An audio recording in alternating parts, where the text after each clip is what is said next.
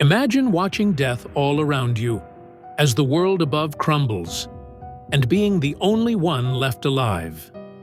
Beneath the burning ruins of Berlin in 1945, thousands hid in bunkers, waiting for a war that was already lost. Most never came out alive. Inside Hitler's final shelter, cyanide capsules cracked, pistols echoed, and silence spread through the concrete corridors. When Soviet troops stormed the city, they found bodies piled in darkness, and in rare cases, a single trembling survivor left to tell the tale. This is the haunting story of those who whispered, "I was the only one left in the bunker."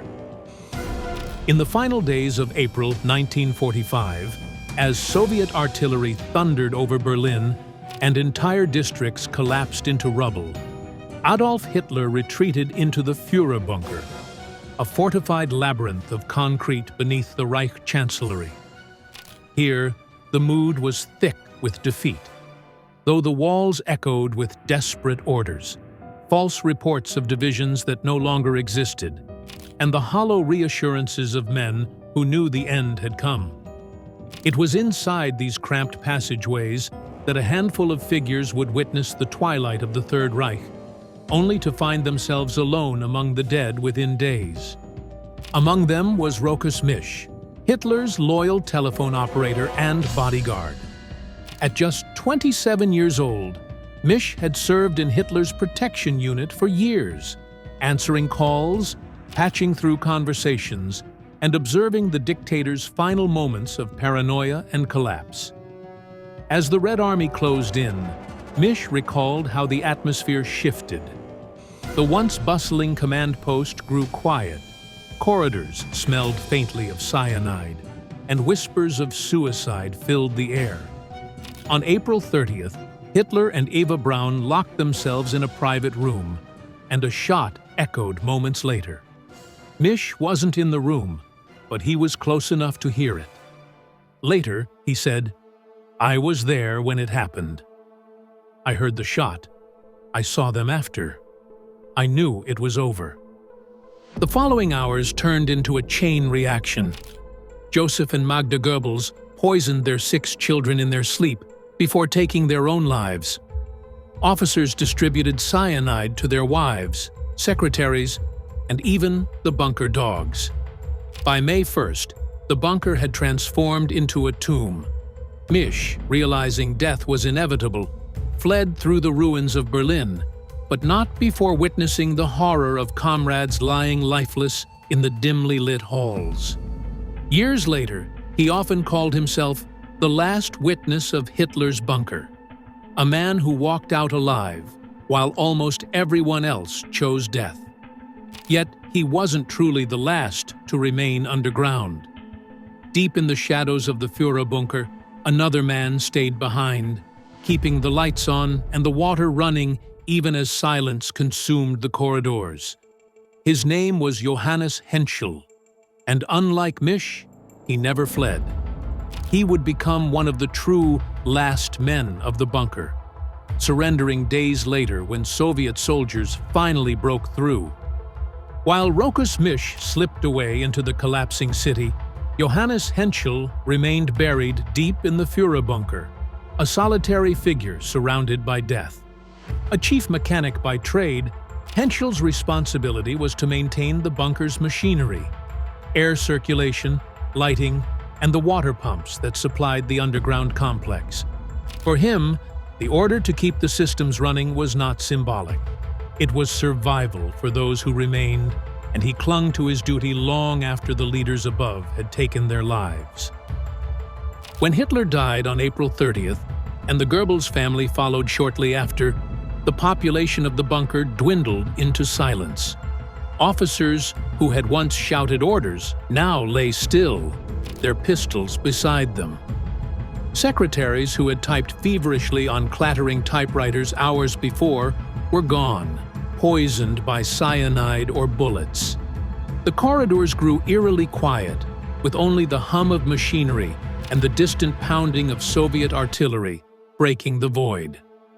Henschel wandered through this realm of shadows, performing his mechanical duties, but always stepping over the bodies of those who had once commanded a continent.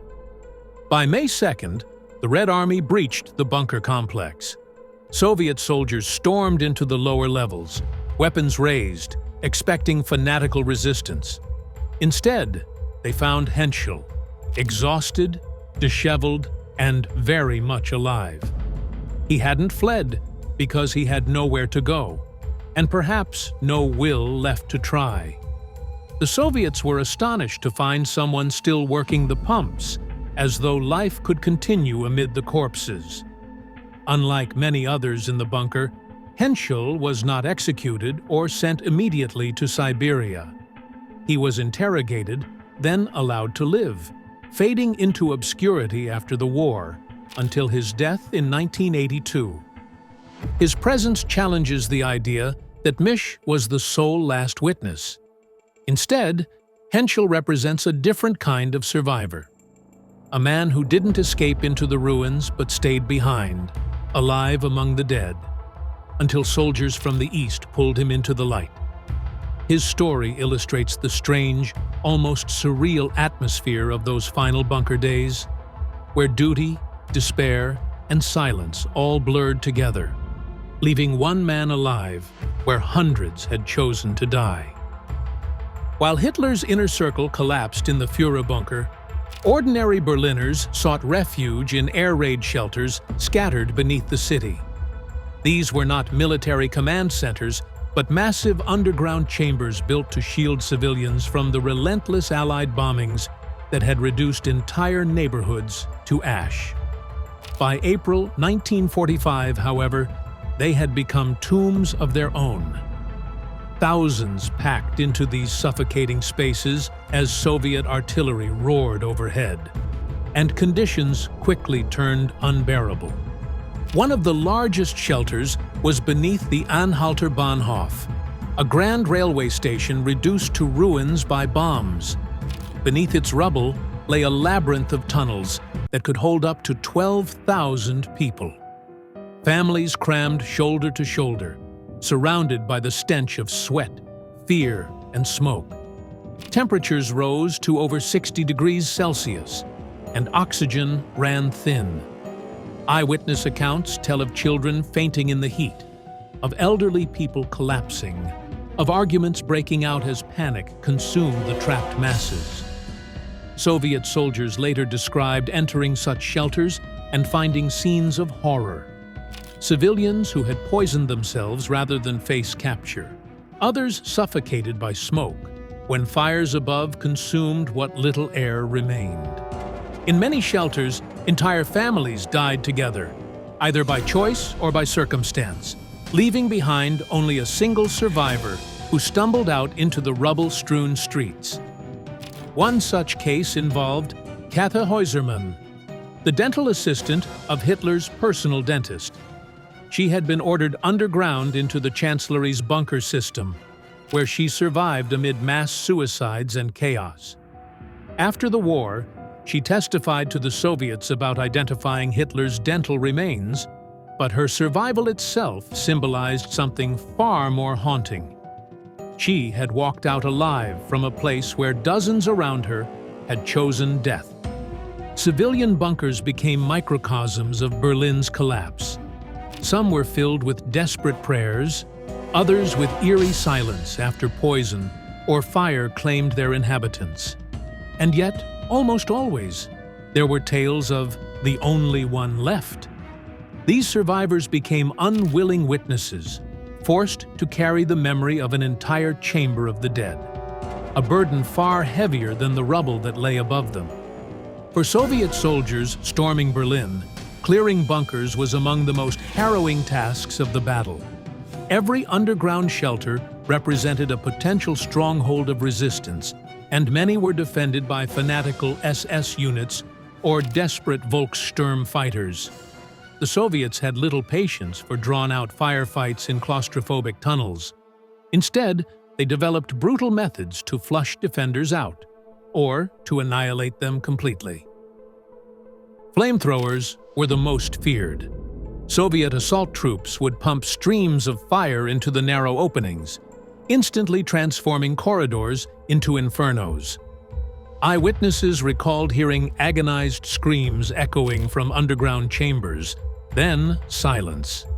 In some cases, the flames consumed all oxygen, leaving only 1 or 2 survivors who had managed to crawl behind blast doors or into utility shafts.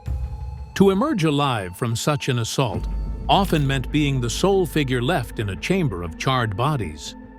Other bunkers were destroyed by flooding. Engineers would block off ventilation shafts and pump in water, drowning defenders who refused to surrender. Again, the results were often the same.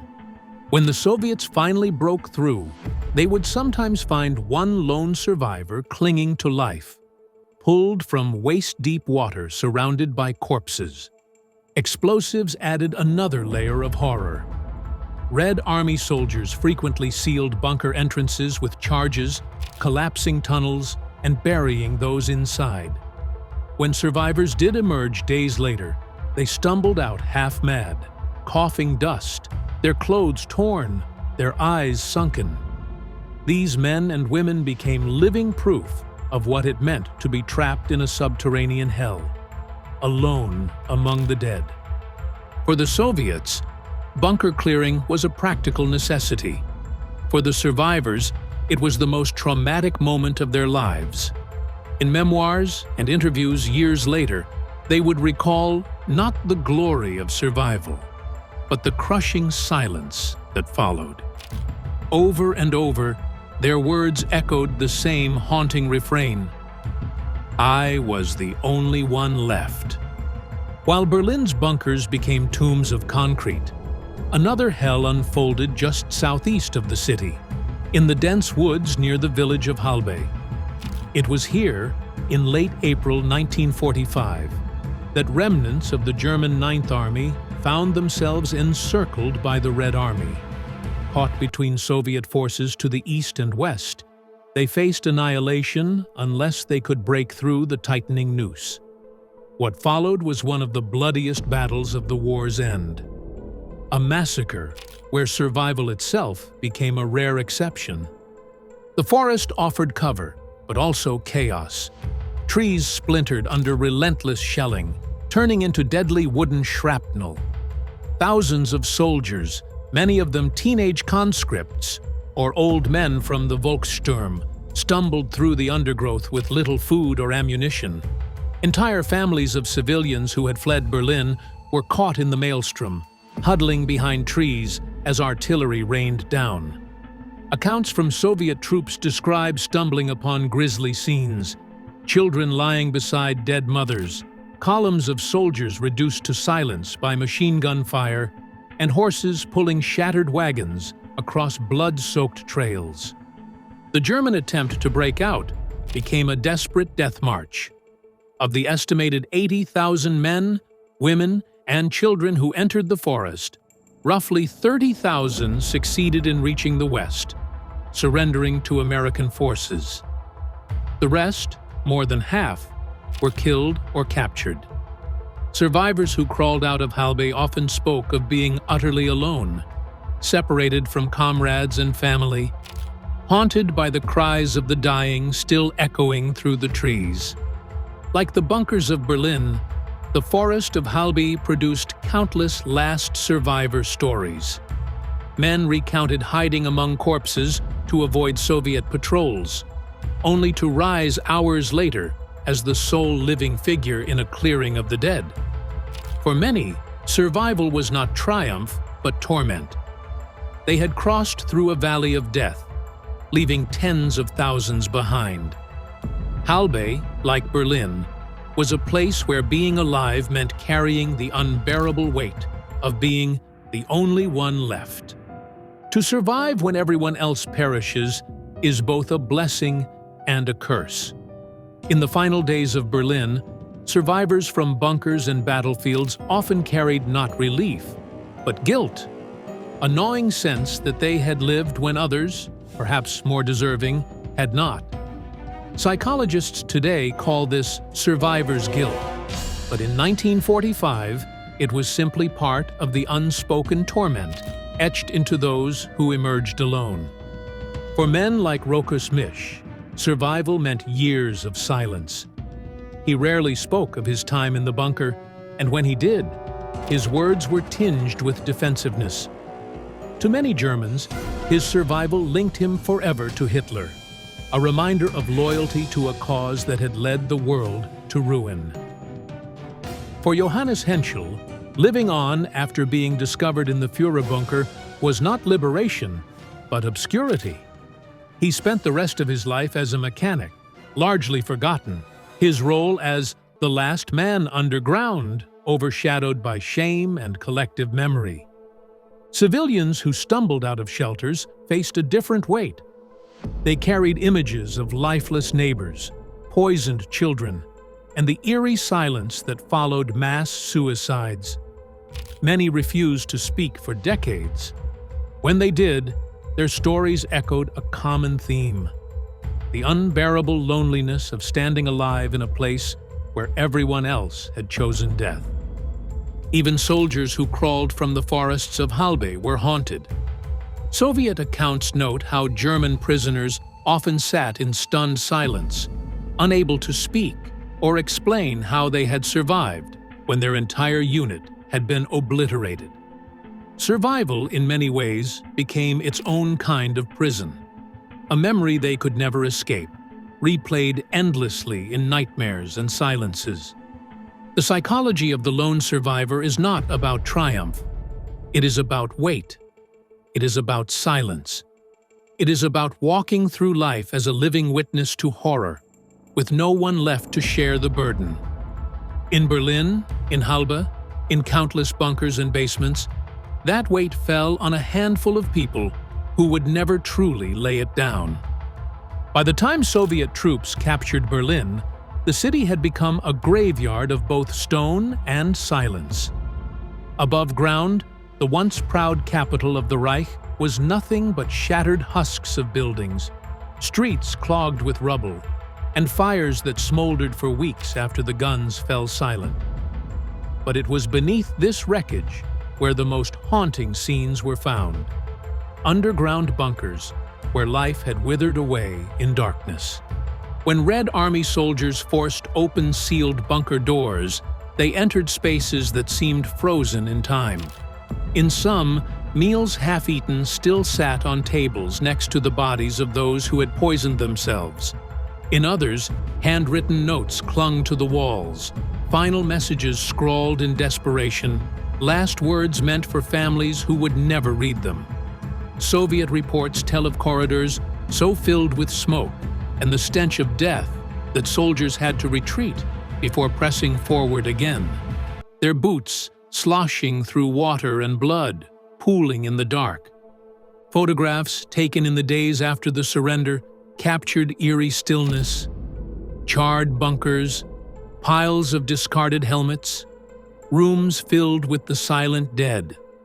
Yet for every bunker that became a tomb, there were stories of a single figure stumbling out alive, blinded by the daylight they thought they would never see again. One Soviet officer wrote in his diary, "Each bunker was a world of its own, some filled with fanatics, others with families. Sometimes we found one man alive in a room of dozens. He looked at us as if we were ghosts, but it was he who looked like the dead."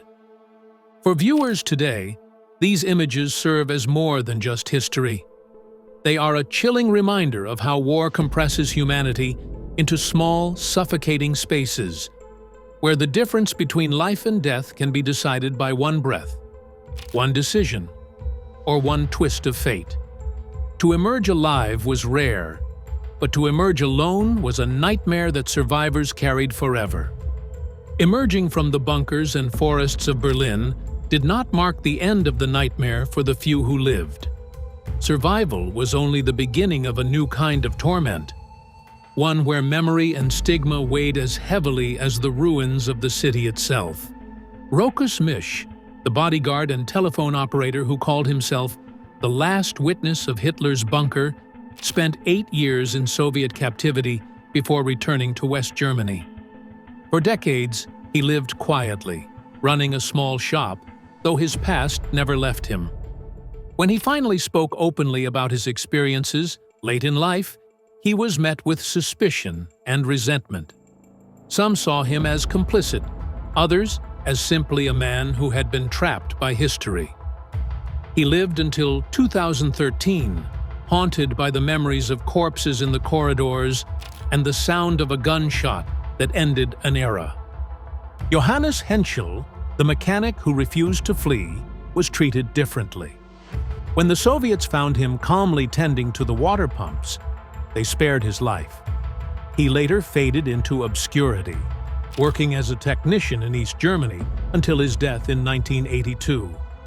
To many, he was a footnote, yet his story stands as one of the strangest survivals of the war, a man who remained literally underground while the world above crumbled.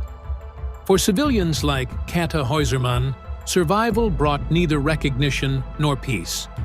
After being forced by the Soviets to confirm Hitler's dental remains, she was sent to a labor camp, where she spent years before returning to a Germany divided by occupation. For her, survival was not freedom, but exile.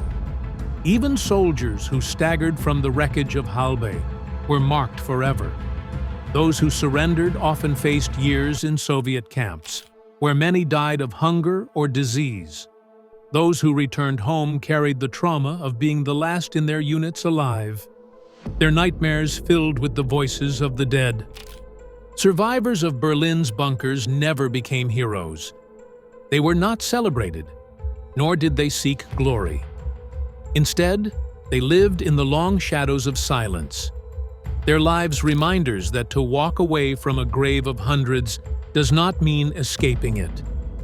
The burden followed them to their last breath. In 1940, Hitler and his generals laughed when Franklin Roosevelt promised America would build 50,000 warplanes a year. To them, the idea was absurd. After all, the U.S. had built barely 3,600 planes the year before. But what began as mockery would end in horror. Just 4 years later, one American factory was producing more bombers in a single month than Germany's entire air force could replace. And when Göring was finally captured, even he admitted the truth. America's factories, not its soldiers, had destroyed the Luftwaffe. In May 1940, Europe was collapsing. German tanks had stormed across France, and Britain stood nearly alone. Against this backdrop, Franklin D. Roosevelt made a declaration that stunned even his own advisors. America would build 50,000 warplanes every year. To most, the statement sounded like political theater, a morale booster meant to scare Berlin and reassure London.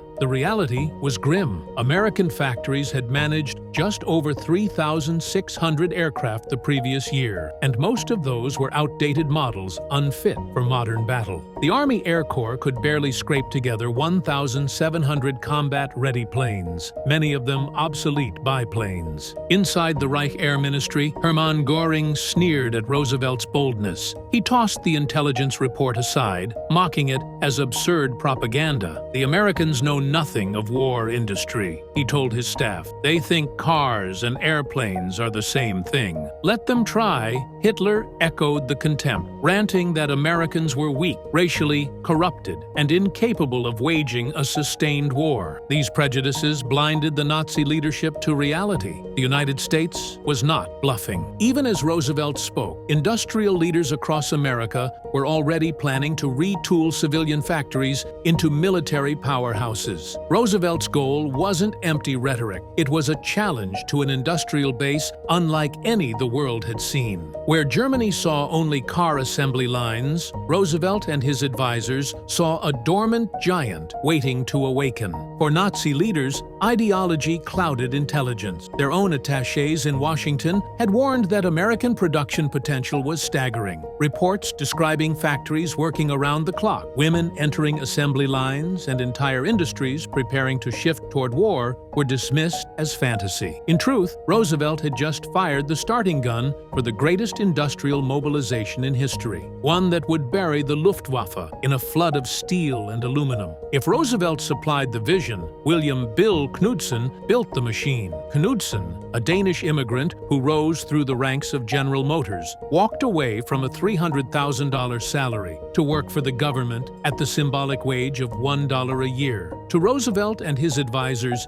he was the only man who could turn lofty promises into riveted reality. First, Bill Knudsen. Second, Bill Knudsen. Third, Bill Knudsen, said Bernard Baruch when asked who could achieve the impossible. Knudsen understood mass production in a way few did. He had overseen the creation of assembly line automobiles that rolled out by the millions. Now, he applied the same logic to aircraft, where aviation had once been a craft industry, slow, meticulous, almost artisanal. Knudsen broke down the process into standardized sub-assembly. Wings, fuselages, wiring, engines, all could be manufactured separately and bolted together in record time. His approach wasn't just technical, it was cultural. Knudsen rallied Detroit's automotive titans, Ford, Chrysler, and GM, and convinced them to treat warplanes as just another product, albeit on a massive scale. "We can build them like Buicks," he insisted. Skeptics laughed, but Knudsen had the credibility to silence doubters. Under his leadership, dormant factories roared back to life.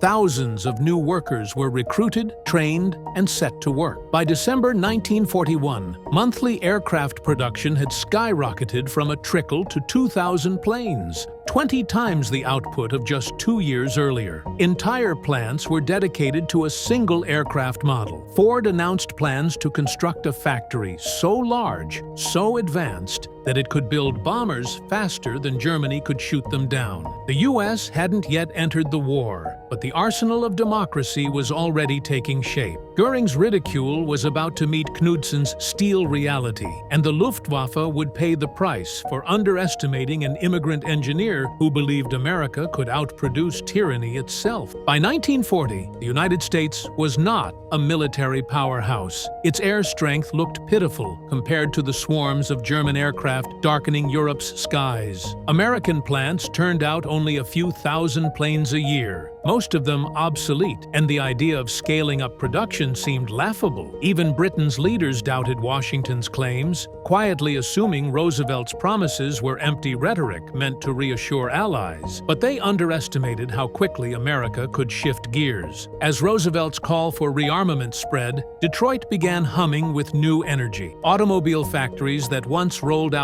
Buicks and Chevrolets prepared to churn out fighters and bombers. Production managers tore apart their workflows, redesigning spaces for aircraft construction. Workers who had never touched an airplane part were suddenly being retrained to rivet aluminum and wire instrument panels. By late 1941, just before Pearl Harbor, U.S. monthly output had reached 2,000 planes. This was already 20 times greater than what the country produced only 2 years earlier. Still, German leadership dismissed reports of 3-shift factories and women on the assembly line. Nazi intelligence claimed that the democratic workforce was too undisciplined to sustain war production. They convinced themselves that the Americans lacked both skill and will. That blindness would cost them dearly. The reality was that America's decentralized, cooperative model of mobilization was succeeding precisely because it wasn't forced by dictatorship. Thousands of private firms, big and small, joined together under the War Production Board. This network created a level of flexibility Germany could never achieve. Where the Reich relied on slave labor and rigid commands, America harnessed voluntary effort and innovation. By the time Japan attacked Pearl Harbor, the United States was already becoming an industrial storm.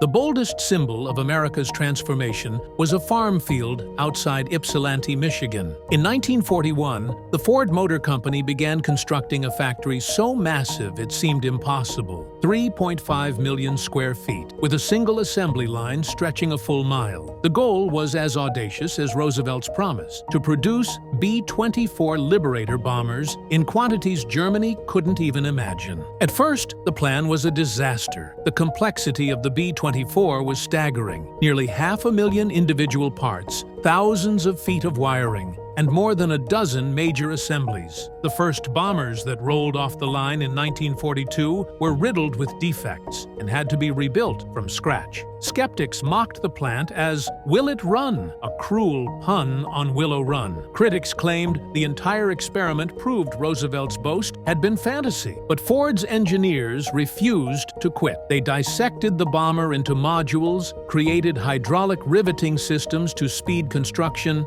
and introduced prefabricated wiring harnesses that reduced mistakes. They even adjusted workflow hundreds of times to accommodate combat-driven design changes. What looked like chaos to outsiders was, in fact, the birth of modern mass aviation. By the fall of 1943, Willow Run's output was climbing steadily, more than 300 bombers a month. In April 1944, the factory reached its zenith, producing one B-24 every 63 minutes, around the clock. That single plant was building more heavy bombers than the entire German aviation industry combined. What began as ridicule in Berlin had become reality in Michigan. Goering's sneer that Americans could never build warplanes the way they built cars had been turned on its head. The same principles that had once delivered automobiles to every driveway were now producing the machines that would darken Germany's skies in relentless waves. Willow Run was more than a factory. It was proof that democracy, when challenged, could retool itself into a war machine faster than tyranny could ever comprehend. By 1943,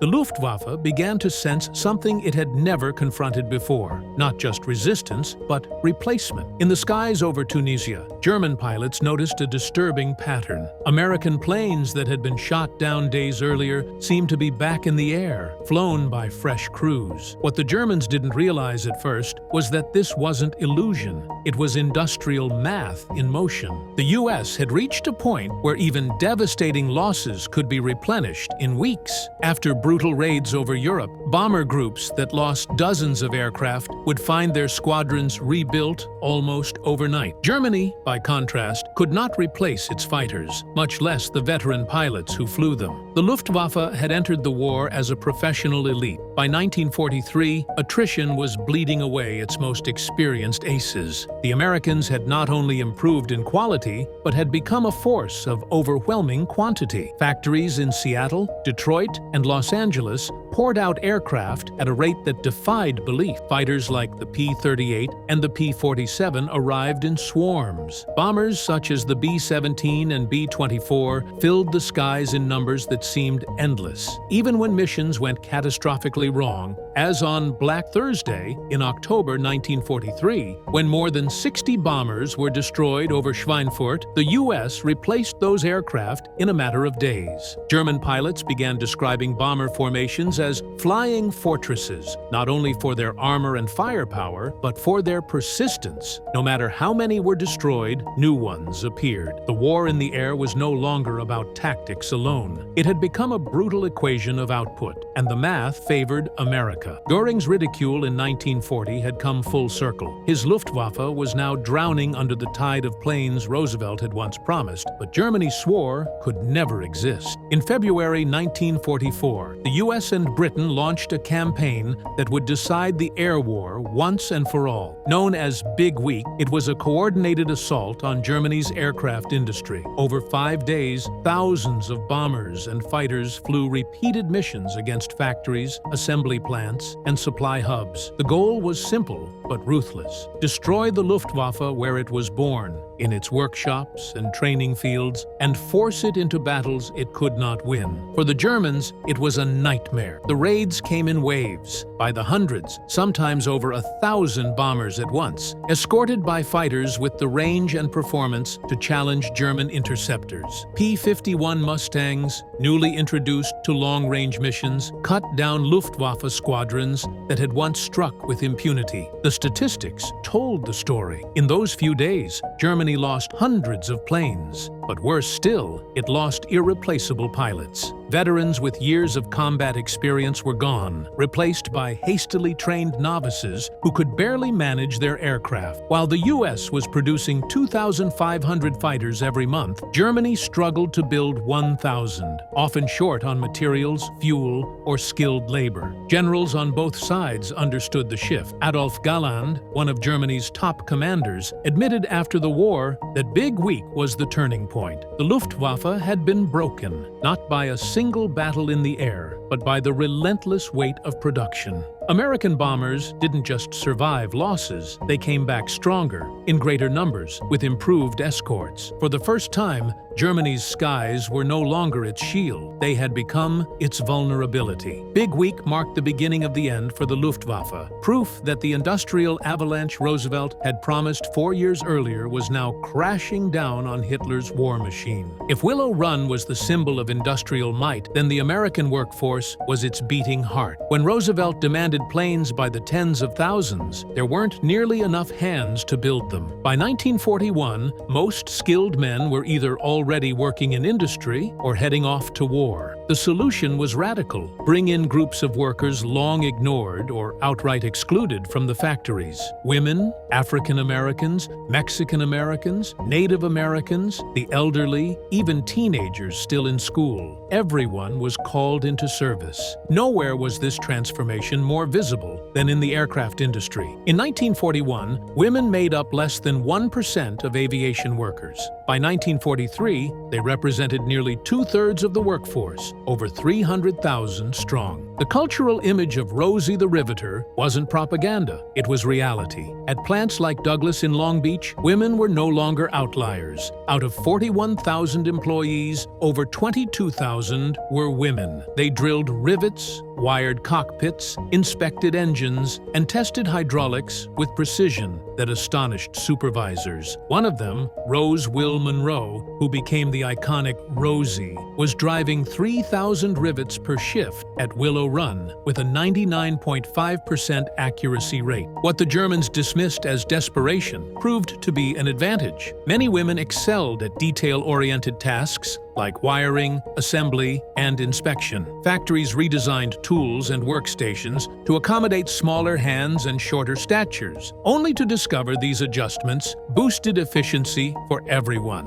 The supposed weakness became a strength. African Americans also entered the industry in unprecedented numbers, fighting through entrenched discrimination to claim their place on the assembly lines. At the Lockheed plant in Burbank, black workers pressed for fair wages and training, their contribution undeniable as production soared. The Fair Employment Practices Committee, established under Roosevelt, forced contractors to open doors once closed, adding another layer of diversity to the workforce. What emerged was a national army of workers that defied every Nazi assumption. Goering and his staff believed free societies lacked discipline and that women had no role in industrial strength. Yet America's people's workforce delivered unmatched productivity. The German reliance on slave labor created sabotage, low morale, and collapsing quality control. Meanwhile, America's voluntary workforce, motivated by patriotism and a shared sense of purpose, exceeded expectations. By the end of 1943, it was clear the U.S. didn't just have more workers, it had a stronger workforce, united by freedom, fueled by determination, and driven by the belief that every rivet, every part, was helping bury tyranny under aluminum and steel. While America's factories roared to life, Germany's industrial machine stumbled into chaos. By 1944, Allied bombing had smashed aircraft plants across the Reich, forcing production underground. Göring approved the Jaeger fighter program, dispersing assembly into over 700 underground sites. What looked on paper like resilience became a logistical nightmare. Slave labor filled the tunnels, tens of thousands of prisoners forced to work in horrific conditions. Mortality was staggering. In some facilities, 1/3 of the workforce perished before producing a single usable aircraft. Sabotage was rampant, and components shipped between sites arrived late, damaged, or unusable. Even when completed, the planes often rolled off the line with defects. Engines failed early, radios didn't function, ammunition feeds jammed. German production figures, already dwarfed by America's, became unreliable as propaganda tried to mask the disaster. While Germany struggled to produce a few hundred fighters a month, America was building 2,500 every month, plus thousands of bombers and transports on top. And while Germany tried to hold on with desperation, projects like the Me-262 jet, America pressed forward with improvements to already dominant designs. Boeing churned out 16 B-17s every day from Seattle. North American aviation produced 500 P-51 Mustangs each month. Lockheed built a P-38 Lightning every 90 minutes, constantly updating the design with over 2,000 combat-driven modifications. This continuous feedback loop between combat reports and production floors created aircraft that evolved in real time. American engineers didn't just build planes, they redefined mass production. Modular construction allowed entire subassemblies to be swapped instantly. Hydraulic tools cut fatigue and errors. Statistical quality control, pioneered to keep defects out of bombers, became standard across industries. The result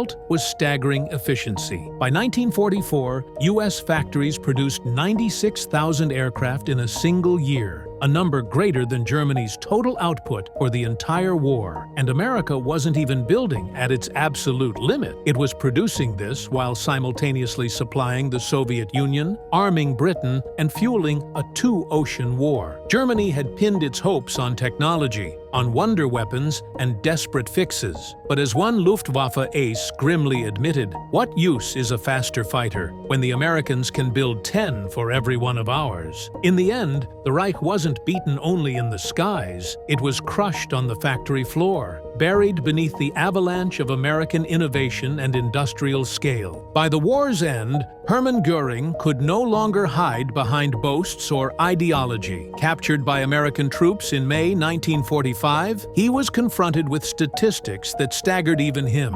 At interrogation, he admitted the truth he had once mocked. That single factory at Willow Run built more planes than our entire bomber force. The very facility he had dismissed as impossible had produced aircraft faster than Germany could shoot them down. At Nuremberg, prosecutors displayed charts showing U.S. factories turning out more aircraft in a single month than Germany had managed in an entire year. Films of American assembly lines stunned the court. Mile-long conveyors rolling out B-24s. Women driving thousands of rivets with flawless precision. Engines tested around the clock. Göring's arrogance drained away. We were not defeated by soldiers, he finally admitted, but by factories. His final writings were filled with bitterness. In one note, he calculated the ratios endlessly, fixated on Willow Run. That damned factory broke our backs. On the eve of his execution, he confessed that Germany had gone to war with an industrial giant it never truly understood. The numbers were staggering. America built nearly 300,000 military aircraft during the war, more than 3 times Germany's total. Yet the real triumph lay in the system that produced them. Free citizens, united by purpose, had outproduced a dictatorship built on coercion. Women, immigrants, and minorities, people Göring's regime dismissed as weak, became the very engine of victory. The lesson echoed beyond the war. The arsenal of democracy proved that freedom, when mobilized, could overwhelm tyranny not just on the battlefield, but on the assembly line. Roosevelt's impossible promise had not only been met, it had been doubled. In the end, Göring's laughter in 1940 became the hollow echo of history's greatest miscalculation, silenced forever by the roar of American production.